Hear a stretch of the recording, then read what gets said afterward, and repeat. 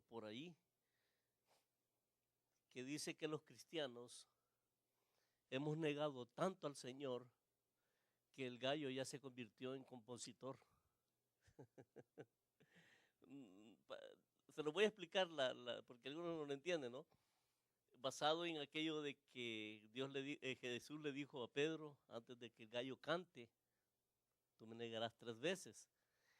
Y lo que entendí del mensaje es esto, que muchas veces nosotros negamos tanto al Señor que el gallo ya no canta, sino que ya compone canciones, es compositor. Lo que vamos a tratar ahora es básicamente el tema principal de la carta a los romanos, que sería el poder del evangelio. Los versículos 16 y 17 vienen a ser como la médula de Romanos. Ahí es donde está centrada, ese es el texto áureo, como dicen algunos, y ahí está sentada toda la idea que el apóstol Pablo quiere expresar en Romanos capítulo 1, versículos 16 y 17. Si ustedes creen que podemos leerlo juntos, me gustaría que lo leamos, hermanos.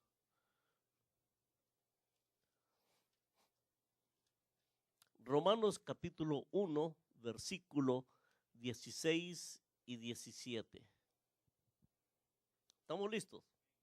Ok. Porque no me avergüenzo del evangelio, porque es poder de Dios para salvación a todo aquel que en él cree, al judío primeramente y también al griego. Porque en el evangelio la justicia de Dios se revela por fe y para fe, como está escrito, mas el justo por la fe vivirá. Enséñanos, Padre, a través de tu Santo Espíritu, lo que tú quieres decirnos en esta porción. Señor, que sea el primero en aprender y ayuda a los hermanos para que puedan aprender. Usa mis labios, controla mis pensamientos, purifica mi boca, Señor, para presentarme digno de llevar tu palabra en este momento. Oramos dándote las gracias en el nombre de Jesucristo, nuestro Salvador. Amén. Pueden sentarse, hermanos.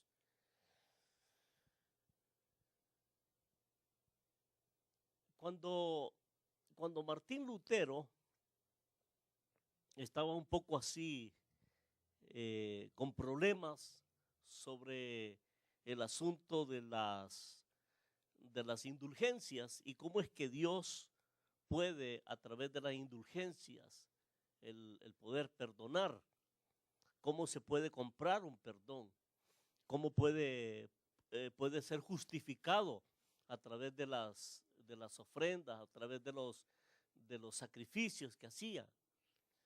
Y no hallaban, ¿cómo se llama? Alguna otra salida, alguna otra explicación que podría llevarle a una verdadera conclusión, a una respuesta concreta. Y Martín Lutero, en ese momento, y estamos seguros, de muchos de los que predicamos, estamos seguros que el Espíritu Santo lo visita, lo está con él allí, lo anima y lo conforta y le da el chispazo. Y Martín Lutero, leyendo capítulo 1, Romanos 1, versículos 16 y 17, más que todo el versículo 17, es donde encuentra la respuesta que él andaba buscando. Inmediatamente este hombre se levanta y acciona y publica unas 95 tesis y donde afirma que el hombre solamente es justificado por la fe en Jesucristo. Y es donde se hace lo que se llama la reforma a ese montón de mentiras que él había predicando y que se predicaba, y él hace una revoltujo, hermano, y gracias a él, por esa razón, el evangelio se desempolva, el evangelio se cristaliza en ese momento porque lo tenían escondido y sale a la luz y fruto de ello somos todos los que estamos acá, los que hemos conocido a Jesucristo como Salvador personal. ¿Recuerdan ustedes que el versículo 15 de capítulo 1 de Romanos, el apóstol Pablo le está diciendo a los hermanos, mire, yo tengo deseo de ir a ustedes a anunciarles el evangelio. Yo quiero ir allí donde está como dicen en el pueblo, ahí donde está el tronco, donde se rasca el tigre, allí donde hay el paganismo, ahí donde han ocultado tantas cosas. Yo quiero ir ahí. Yo quiero predicarles el evangelio. Yo quiero hablarles de lo que es el evangelio a esas personas. Y hace ese enlace con el versículo 16 y dice, ¿saben por qué? Porque yo no me avergüenzo. Yo no me avergüenzo del evangelio. Yo quiero decirles a ustedes qué es el evangelio. En mis años mozos de cipote, así como Wilmer Jr., y en aquel momento de andar en conquistas con algunas chamacas, yo ya iba a la iglesia. Y algunas de las muchachas pues me decían, no, porque tú eres evangelio, esa era la expresión. Y yo tenía el descaro, porque no entendía hasta ese momento, no entendía bien, y yo tenía el descaro de decirle, yo no soy evangélico, yo voy a la iglesia, pero yo no soy evangélico, mis padres son evangélicos, yo no, por tratar de conquistar. Era una forma, digamos, tal vez infantil o de la edad de teenager de poder negar aquello que yo había creído una vez. Después estudiando me di cuenta que eso no se hace. Sin embargo, algunas personas lo hacen, lo siguen haciendo y no se dan cuenta de que lo siguen haciendo.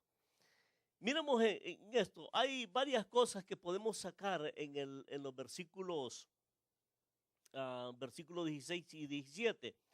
Uno, la decisión del apóstol Pablo. Dos, la definición del evangelio. Tres, la eficacia del evangelio. Cuatro, el propósito del evangelio. Cinco, el método del evangelio. Seis, el instrumento del evangelio. Y siete, la universalidad del evangelio. Y por último, la revelación del evangelio. Creo que no lo vamos a ver todo, pero vamos a tratar de ahondar algunas cosas. En primer lugar, el apóstol Pablo dice, toma una determinación. Ese es algo personal. Y esto me hace recordar con lo que Josué dijo, mi casa y yo serviremos a Jehová. Y son expresiones que uno le puede añadir algunas otras cosas, ¿no? Algunas otras ideas. Por ejemplo, diríamos en el caso de Josué, mi casa y yo serviremos a Jehová. Ahí ve usted a quien quiera servir. Podemos añadirle ese complemento, esa sentencia. Aquí el apóstol Pablo dice, yo,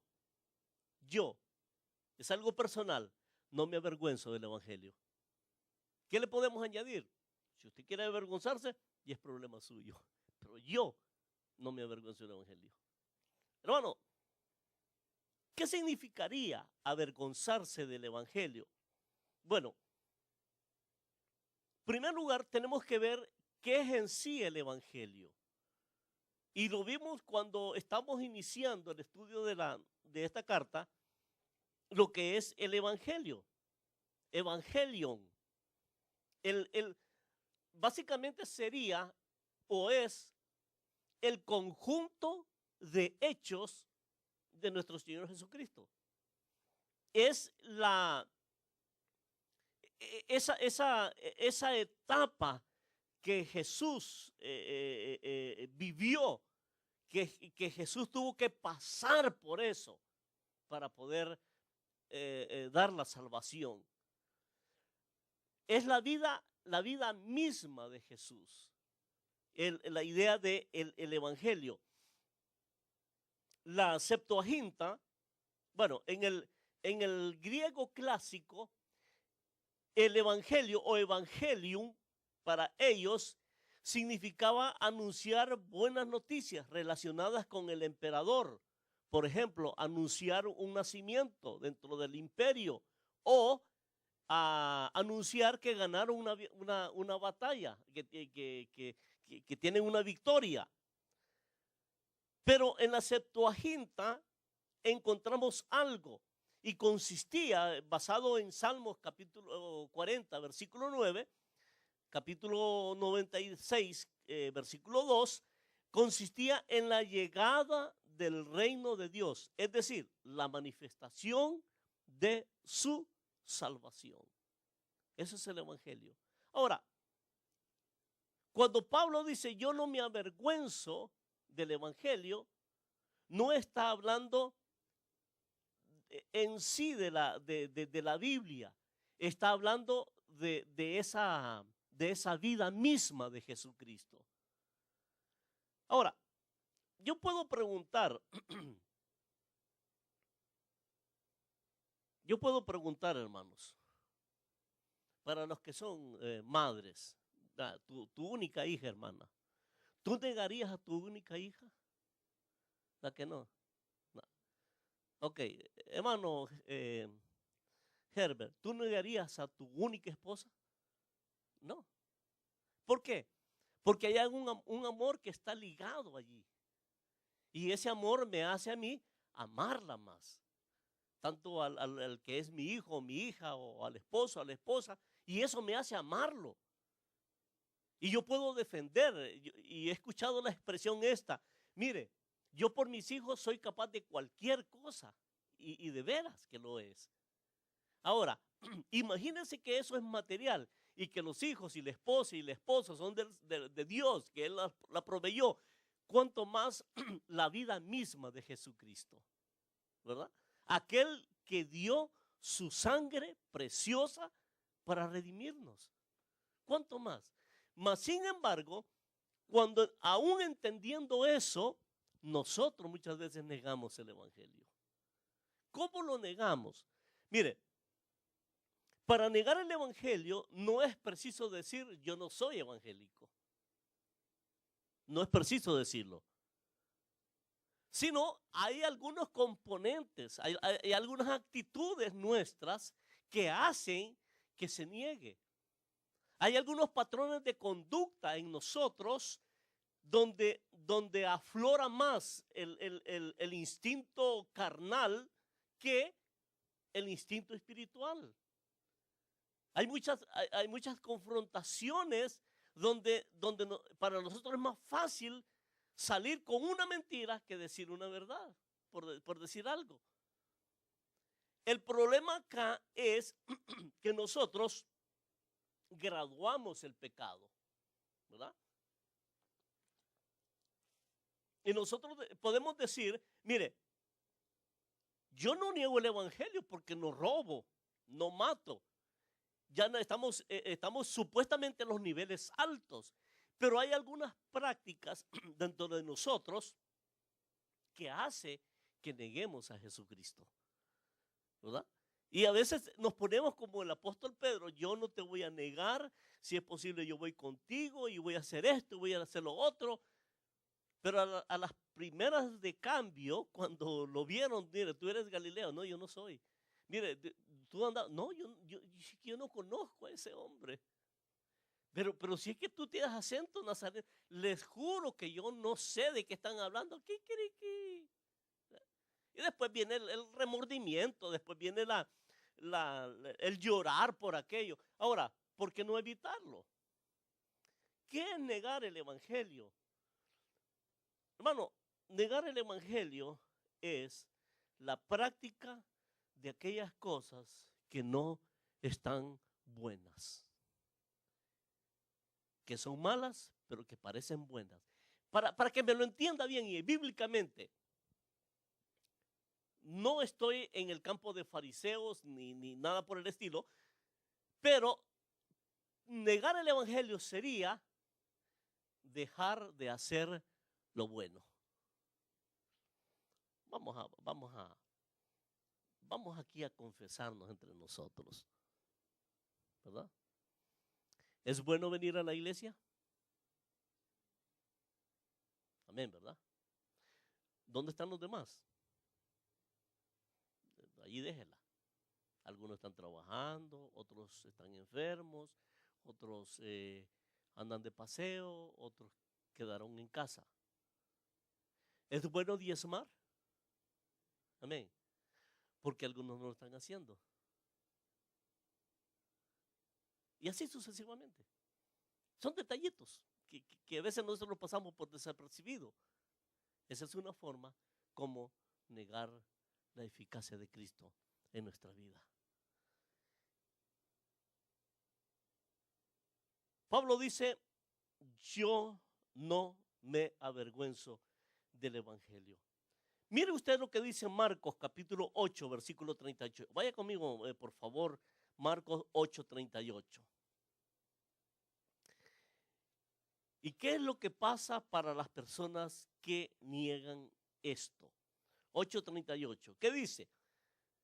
Porque el que se avergonzare de mí y mis palabras en esta generación adúltera y pecadora,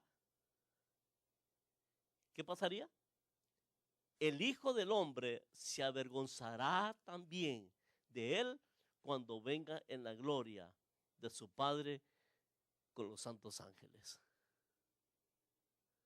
¿Ha soñado usted alguna vez con la venida de Jesucristo? Sí, ¿verdad? ¿Y ha soñado que se queda? Sí, yo lo he soñado, ¿no? Y por muchos brincos que daba, no me iba, no me levantaba. Y corrí y desperté y me rodillé y dije, Señor, pero no, ¿qué pasa? No, yo siento que o sea, yo sé que tú vives en mi vida y que tú eres mi salvador y todo eso. Hace poco volví a soñar y sí me fui. Sí me levanté. Ya entonces quedé más agradecido, ¿no? Pero, ¿qué le pasaría a aquella persona que niega? Y Jesús no está diciendo que lo diga, sino que lo haga. Decir y hacer es diferente. En medio de esta generación adúltera y pecadora.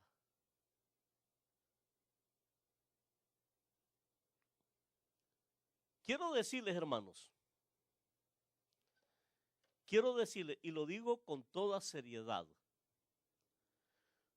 si alguna persona que estuvo militando dentro del Evangelio y se pasa para otra religión, digo religión, no evangelio, esa persona nunca le amaneció. Esa persona nunca fue cristiano. Esa persona, aunque pudo leer la Biblia, pudo predicar, pudo cantar, pudo esto, cualquier cosa, pero la evidencia de la persona que es renacida, o que es nacida de nuevo, perdón, la evidencia de la persona que tiene esa plenitud, que tiene esa familiaridad con Dios, ni para atrás ni para adelante lo moverán. Siempre está incólume en el llamado del Señor. Ese es mi punto de partida. Por eso algunos dicen, la salvación se pierde o no se pierde. Nunca se pierde, porque no, la salvación no se gana. La salvación Dios la da. ¿Ve? Dios la da. Ahora, entonces, si hay posibilidad de que una persona niegue a Jesús, sí, aquí lo dice. Pero aténgase a las consecuencias, porque va a ser ignorado. ¿Y qué revienta sería que Dios lo dé? Ey, ¿para dónde vas, papacito? Quédate allí, tú no entras acá. No, Señor, pero yo prediqué y en tu nombre hice esto. No, nunca te conocí. Wow. Wow. Ahora, la definición del mensaje 2. Volvamos a Romanos capítulo 1, versículo 16. ¿Cuál es la definición del mensaje? Dice, porque no me avergüenzo del evangelio. Y ya lo explicamos lo que es el evangelio. ¿Cómo es la eficacia del Evangelio. Esto es importante, hermanos. ¿Por qué Pablo no se avergüenza del Evangelio? Y él da la razón. ¿Por qué? Ayúdenme ustedes. ¿Por qué? Es poder de Dios. Así de sencillo. Ahora, ¿cómo es ese poder? Bueno, la palabra que aparece aquí es dunamis. En el griego, dunamis. Algunos predicadores hablan de dinamita, pero acá dunamis no tiene que ver con dinamita, sino que quiere decir que es un poder eficaz, un poder eficiente y eficiente para lograr un propósito trazado. Porque si decimos dinamita, dinamita es destrucción. Acá el poder de Dios se hace que el Evangelio es eficaz porque la obra decisiva en obtener la salvación para todas las personas viene de Dios. Él lo da. Él lo da. Ahora, ¿qué podemos decir en la práctica? Estaba leyendo un mensaje de una hermana de El Salvador. Vino muy temprano acá, o sea, bastante joven. Y ustedes saben, hermano, que la mayoría de jóvenes, si no trae los pies bien puestos, aquí viene o se pierde o se compone, cualquiera de las dos cosas. Y esta muchacha vino a perderse. Y esa muchacha llegó a tocar fondo. Y cuando digo fondo, ella anduvo en prostitución, y lo digo con permiso de ella, ¿no? Porque yo dije que iba a comentar el testimonio de ella. Y lo hizo prostitución, drogas, alcohol, de todo, hasta brujería. Y ella hizo pacto con el diablo. Ella hizo pacto con el diablo. Pero ella tenía que matarse para consolidar ese pacto y darle los beneficios a los hijos. Y cuando ella iba a hacerlo, me cuenta que de repente apareció en la puerta un hombre, tocó su puerta y le habló del Señor. Y esta mujer abrió sus puertas, la puerta de su corazón, y Cristo vive en la vida de esta mujer. Ahora el Señor la está bendiciendo porque es una cantante para el Señor. Si usted sabe de alguien que Dios ha transformado, ese es poder. No hay en el mundo nada ni nadie que tenga tanto poder para cambiar a una persona que el Evangelio. ¿Estamos de acuerdo? Que el Evangelio.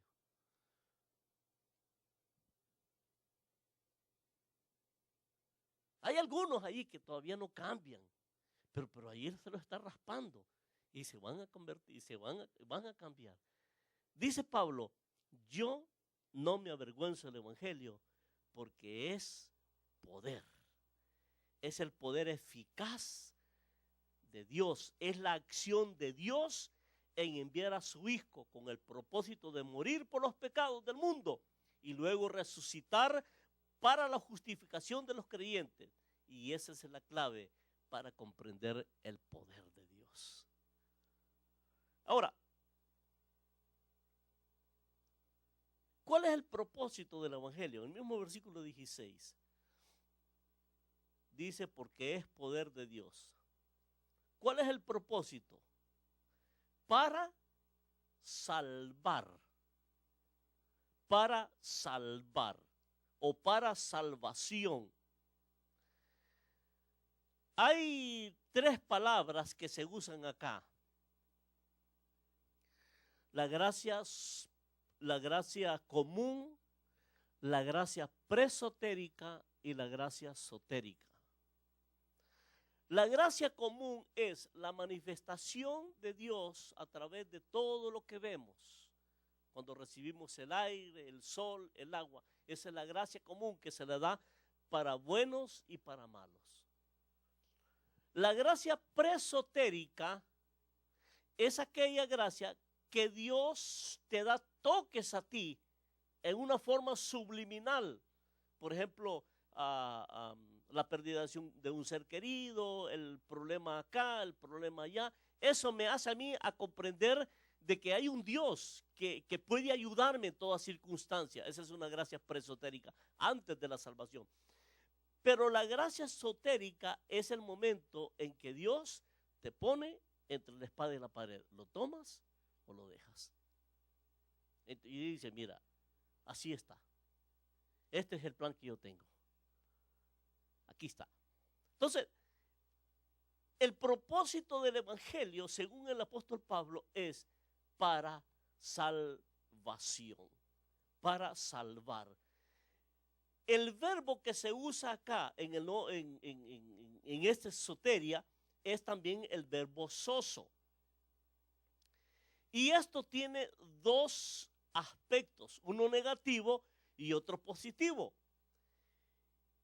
En el aspecto negativo, Dios quiere dar ese poder para la liberación de la ira de Dios en el juicio final, según Romanos capítulo 1, versículo 18. Dice la Biblia, porque la ira de Dios se revela desde el cielo contra toda impiedad e injusticia de los hombres que detienen con injusticia la verdad. 2. La liberación del poder del pecado. Romanos capítulo 6, versículo 6. Miren lo que dice la Biblia. Romanos 6, versículo 6.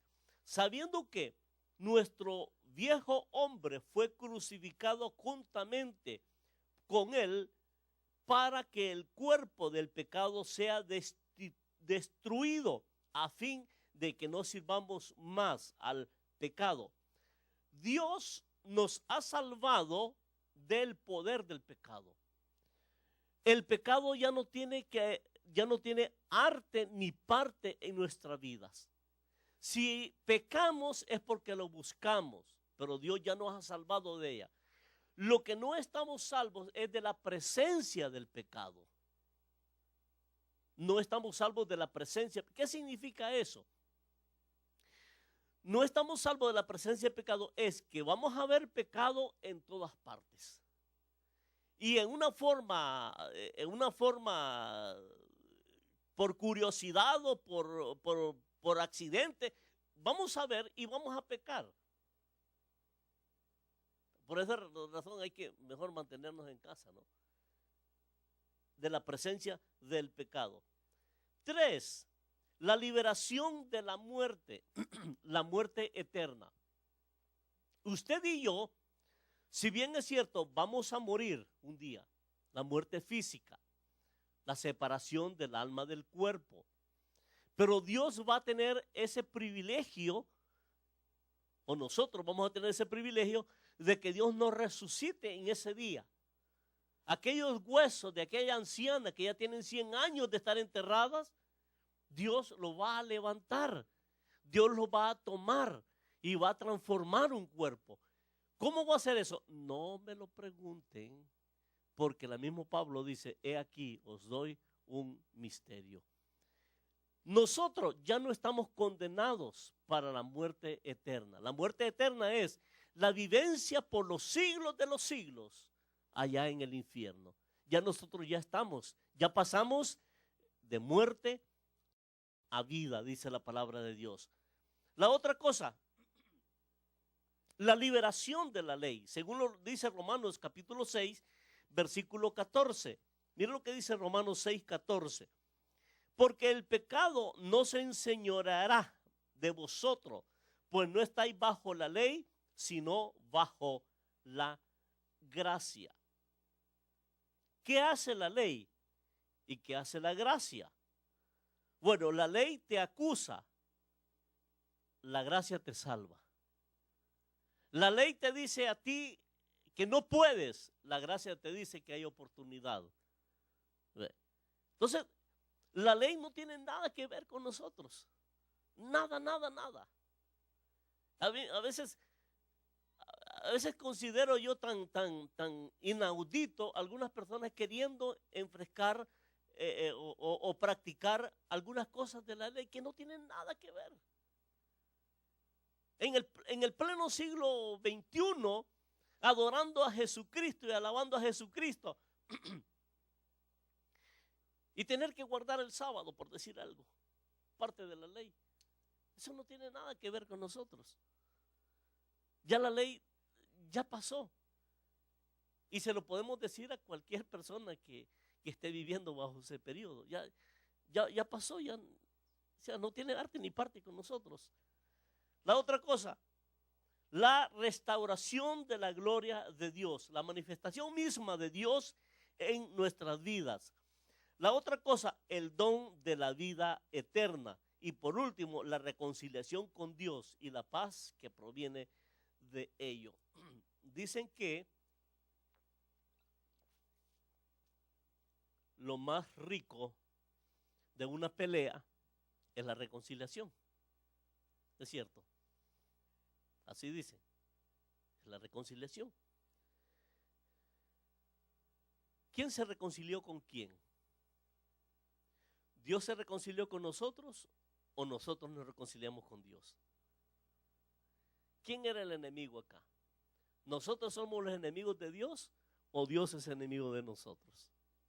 Y son términos que a veces nos confunden, ¿verdad? Porque a veces no se explican con exactitud. Dios creó al hombre a su imagen y semejanza. Y le dijo, no toque. Y tocó. Dice Dios, ok, va a haber una separación entre usted y yo. Pero el hombre, con esos caprichitos de niño, toma acción y se rebela contra Dios. Y eso es lo que dice Romanos capítulo 1. Aún conociendo la verdad, no le dan gloria a Dios, sino que van en sus propios razonamientos. Entonces el hombre se constituye enemigo de Dios. Dios sigue esperando. Dios sigue esperando. Dios sigue paciente, así como el papá del hijo pródigo, esperando que llegue el momento. Y cuando llegue ese momento, lo vamos a ver más adelante, cuando Dios provee la fe a ese hombre, a esa mujer, para tener ese encuentro personal con el Señor, entonces viene la reconciliación. Y es donde dice la palabra de Dios que hay fiesta en los cielos con un pecador que se arrepienta. Hermanos, nosotros sin Dios la llevamos de perder en todo sentido. Tenemos todas las de perder en todo sentido, pero con Dios tenemos todas de ganar. El aspecto positivo para la salvación, en el cual Pablo dice son aspectos presentes y futuros. Ahora el cristiano goza de su salvación, es decir, una buena relación con Dios. Yo recuerdo cuando me dieron la licencia por primera vez en Maryland. No, en New Jersey. Ya, yo contento, ¿no? Bueno, andaba manejando con una licencia internacional que ya me habían puesto ticket por eso, pero yo contento con la licencia, ¿no? ¿Y sabe qué hice? Pasaba mi carro ahí frente a la policía. Y ahí decía, ya tengo mi licencia. Ya puedo manejar aquí en Estados Unidos. Cuando uno entra en esa relación con Dios, hermano, hay gozo desmedido. A veces no nos podemos reír porque nuestro temperamento no nos hace para hacerlo, o nuestro carácter, pero hay gozo desmedido. Hay una paz tremenda. Lo comprobamos. ¿Cuántos se quisieran morir hoy? tiene miedo. Y dijo un predicador, yo no le tengo miedo a la muerte, pero tampoco estoy haciendo colas.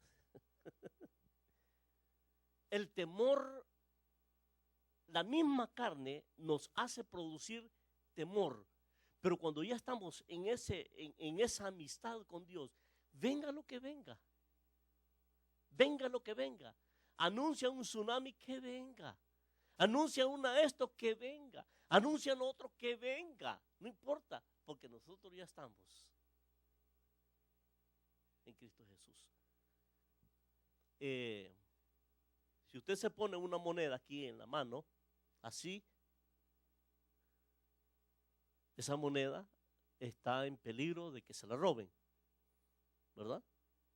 Pero si usted se la pone, la aprieta, todavía puede haber peligro de que se la roben. Pero si usted le pone la otra mano acá, así, ya no hay peligro que se la roben. Dice la Biblia en Colosenses que nuestra vida está escondida en Cristo y Cristo en Dios. Así. Entonces, ¿qué le podemos tener miedo? Y podemos citar lo que el apóstol Pablo dice en Romanos 8. Ni la muerte, ni la vida, ni ángeles, ni potestades, ni nadie, ni lo presente, ni lo porvenir, ni ninguna otra cosa podrá separarnos del amor de Dios. Entonces, hermano,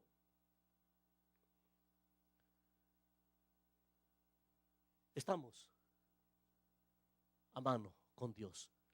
Lo que Dios quiere es que nosotros tengamos una intimidad con Él. La palabra que se usa es homonologeo. Una intimidad con Él. Que no a tal grado de decirle, papito Dios, no, tampoco así, ¿no? Diosito lindo, no, no es Diosito, mi Dios es grande y hay que tratarlo como Dios. O decirle, mira papito, tampoco. Pero la confianza de poder expresarle a Él todo mi sentir. De que antes de que hable al médico, que ya se lo haya dicho a Dios. Que antes que lleve al hospital ya haya puesto de rodillas ahí la petición. Que antes de que haga esto, consulte con esto, pues ya se lo dije a Dios.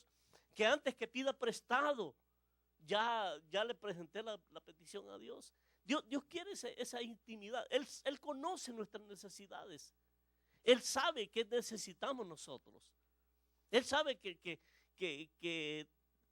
de todas nuestras necesidades, Él las sabe. Pero a Él le gusta que nosotros se las digamos también. ¿Sí me entiende? A veces mi hijo llega y me dice, hola viejo, ¿cómo estás? Mira viejo, yo te quiero mucho, yo te amo bastante. Y yo le digo, ¿qué querés? Y una vez, porque yo sé que quiere algo. Sí, préstame tanto. Yo sé que es lo que Él quiere. Pero Dios quiere que nosotros vayamos en esa intimidad. Y no hay mejor intimidad, hermano, que un lugar secreto y orando en secreto. Y Él nos va a recompensar en público. Quiero terminar acá por el factor tiempo. Mañana, el otro jueves, perdón, vamos a ver la metodología de Dios en cuanto al Evangelio.